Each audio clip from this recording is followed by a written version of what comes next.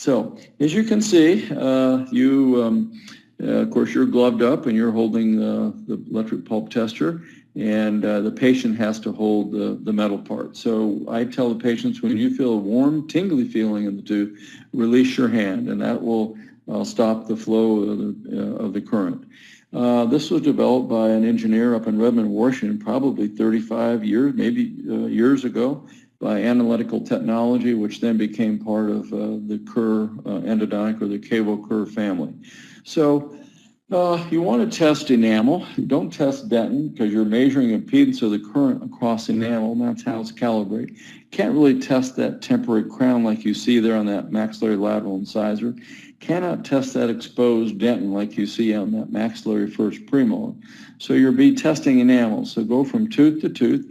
I always test a whole quadrant. I go up to midline if I'm uncertain about my results. And I always do the same thing with ice too. Dental pain typically will not cross the midline.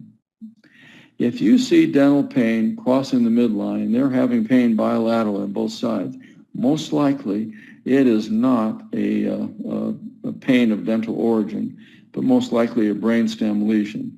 And I've had 3 of those in my career of 35 years. So have a good relationship with your neurologist and your oncologist or radiation oncologist in town. Of course, you know, in Greensboro, I've done root canals on just about all of them, so I have a good relationship with them.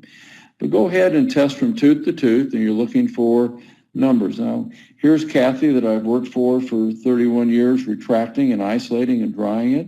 And here's Sherry that I've worked for 30 years, actually recording the numbers. So it's a team effort to gather this. Can you do mandibular posterior teeth? Yes, it's a little bit more cumbersome. You've got to isolate, keep the tongue out of the way. And there's the conductive medium you can see with the little toothpaste or the Crest toothpaste at the end. And seriously, you can use whatever conductive medium you want. Toothpaste seems to work the best, and if you like Colgate better or Sensodyne better, that's fine too. So what numbers are we looking for? Well, we're actually looking for single digits and in the teens for anterior teeth. We're looking for premolars more in the teens and 20s, molars probably 30s and 40s and all. So, and if you get much up over 40, you're up in this on a scale of 1 to 80. If you're in the 70 range, that means you've got something that is not testing correctly.